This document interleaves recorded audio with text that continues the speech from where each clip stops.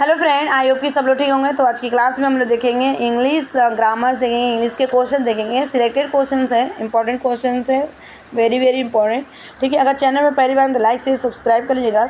और डेली आपको वीडियो मिलती है 9:45 पे सुबह AM, और रात को आपको 8 PM पे आपके दो आपको वीडियो अपलोड कर देते। ठीक है, तो आ जाइएगा यहाँ पे। तो क्वेश्चन नंबर फर्स्ट यहाँ पे पूछा गया है 61 और 60 डायरेक्शन दिया गया। In the following questions some of the sentence have the error and some have the none. Find out which part of the sentence has an error if there is no error. Mark your answer as no error. बताना इसका answer. तो answer होगा यहाँ पे the robber have the fled. ठीक है, the robber have failed, यानी यही आपका क्या था इस क्वेश्चन में। यहाँ पे हैव की जगह पास्ट में इसको यही ये रहता तो हैड यूज करेंगे। क्या यूज करेंगे? हैड का। ठीक है, रिप्लेस करेंगे। Next question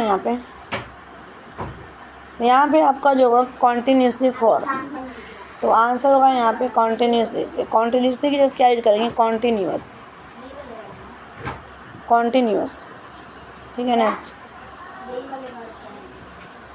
out the given option choose the one which is the correct passive voice of the sentence given below. The principal will meet the student this the evening. अब इसको हमें ना passive voice में change करना है। ठीक है, तो पैसिव वॉइस देखो यहाँ पे विल भी है, तो आंसर होगा the student will be made by the principal. ठीक है, तो राइट आंसर सेकेंड। ठीक है, will be. Next I am dash English teacher. बताना I am dash English teacher. तो आंसर होगा कि ई आपका क्या है? वॉवल्स है। ठीक है, ई आपका क्या है? वॉवल्स है। कितने वॉवल्स होते हमारे? 5 होते हैं। ए, ई, आई, ओ, यू। एक हमारे क्या होते हैं? सेमी वॉवल्स होते हैं। ठीक है, और कितने हमारे अल्फ़ाबेट में होते हैं? द राइट आंसर 26 लेटर होता है अल्फ़ाबेट। ठीक है, जिसमें 5 आपके क्या होते हैं? वॉवल्स होते हैं, और एक आपका सेमी वॉवल्स होता है वाई। ठीक है, और बाकी रिमेनिंग आप जो लेटर होता है 20 ये आपके कॉन्सोनेंट। ठीक है, next dash school that Gopal goes to the school. ठीक है, आंसर रहेगा यहाँ पे द। ठीक है, यानी कि द स्कूल आएगा। ये आपका इन डिफिनिट आर्टिकल्स है। क्या ये आपका डिफिनिट आर्टिकल्स है, यानी कि निश्चित है आर्टिकल। 2 तरह के आर्टिकल्स होते हैं हमारे। एक आपका जो होता है, अगर मैं बात करूं तो इनडिफिनिट होता है, और इनडिफिनिट में जो हो जाएगा आपका यहाँ पे तो ए और AN होगा। ठीक है, next the antonyms of the except. अब एंटेनियम्स का मतलब क्या? अपोजिट एक्सेप्ट का पूछा गया। तो एक्सेप्ट मीन्स क्या होता है? माने कि स्वीकार करना। तो यहाँ पे आंसर होगा रिजेक्ट करना। ठीक है, रिजेक्ट मीन्स मना कर देना। ठीक है, डिसमिस कर देना। नेक्स्ट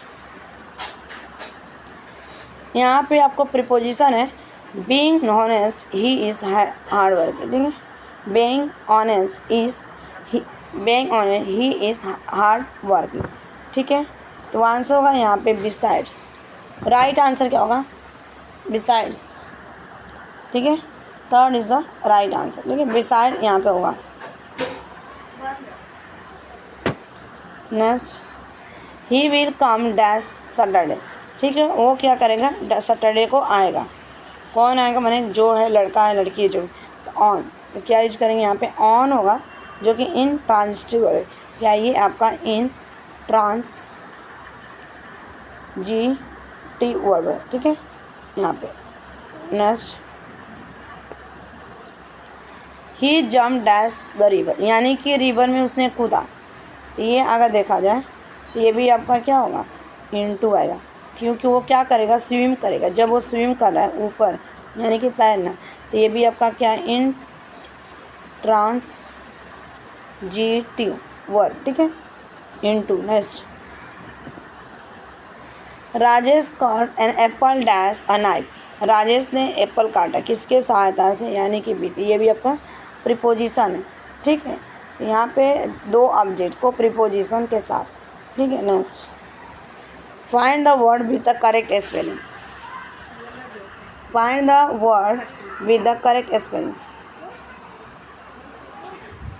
आंसर होगा यहाँ पे एस्कॉटी, ठीक है। Second is the right answer.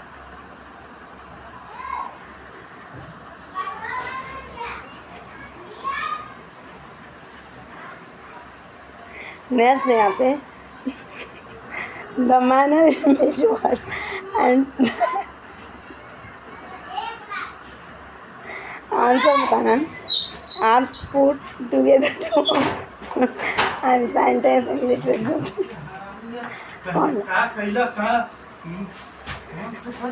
Syntax, ठीक है। Right answer syntax.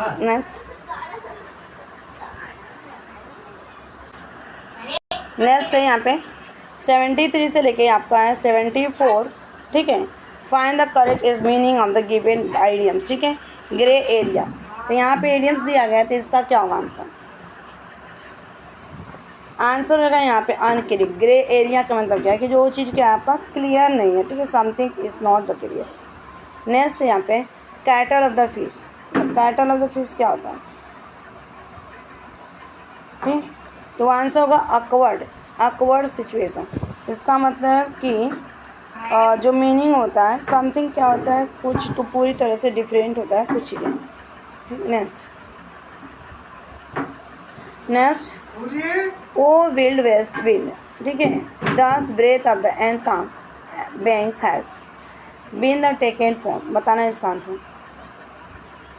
O to the west wind, ठीक है। मैंने किसका आंसर होगा 4। इसका मतलब कि ये जो पोएम्स दिया गया, ठीक है, और ये किसके द्वारा? पर्सी बिस्के शैली ने लिखा है। Next which of the following is and the indefinite pronoun. Indefinite pronoun किन शैली से? सम, माइन, योर, आवर। बताना। तो आंसर होगा इसका यहाँ पे सम, ठीक है। आंसर होगा सम। सम इज क्या आपका इनडिफिनिट प्रोनाउन। नेक्स्ट इसका आंसर बताना। कैसियस पोर्सिया नहीं, हाँ, Cassius Portia and the Octavius are the character of. इस किसके कैरेक्टर थे? कैसियस। तो आंसर होगा आपका ये जूलियस सीजर का, ठीक है। जूलियस सीजर का ये जो कैरेक्टर था। Next which of the following is the countable noun, जिसे हम क्या करते हैं, हाँ, ऑनेस्टी को हम नहीं काउंट कर सकते, ठीक है। बताना। तो आंसर होगा आपका नाउन, ठीक है। Third is the right answer, noun. Next synonyms of the cajole is cajole. Cajole का सिनाइम पूछा गया, तो इसका आंसर जो होगा यहाँ पे एंथाइस हो जाएगा, ठीक है। एंथाइस, ठीक है। राइट आंसर जो होगा 4th is the correct answer. Next which of the following is use to the represent the comparison of the two things that are the similar in the some respect, ठीक है। तो इसका answer बताना।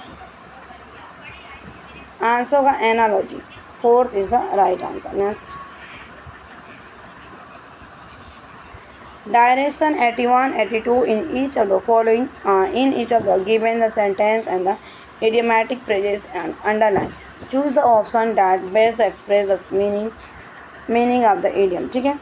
तो for Sabina her mother is her seat uncle। बताना इसका answer. Answer होगा to consider someone something there the last resort, ठीक है। तो ये आपका हो जाएगा इडियम्स। अगर यहाँ पे देखा जाए नेक्स्ट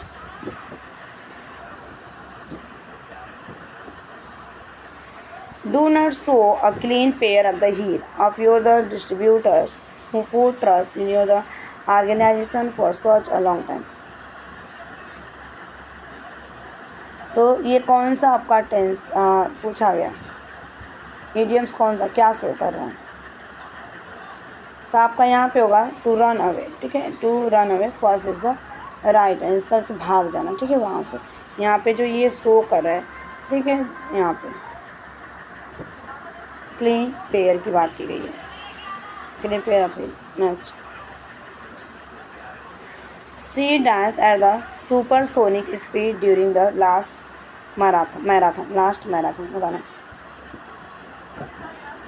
तो आंसर होगा यहाँ पे रन हो जाएगा, ठीक है। ये सी अगर देखा जाए तो ये सिंपल पास्ट टेंस की बात की जाए। Next, prediction of the disease, ठीक है, इसका आंसर करना,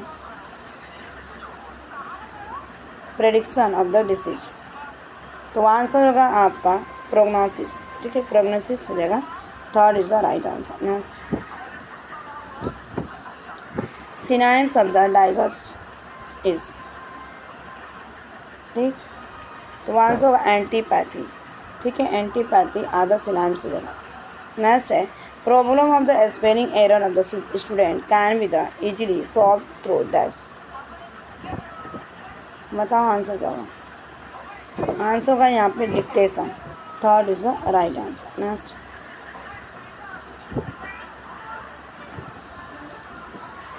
a subject centered approach is where the learning experience are the organized around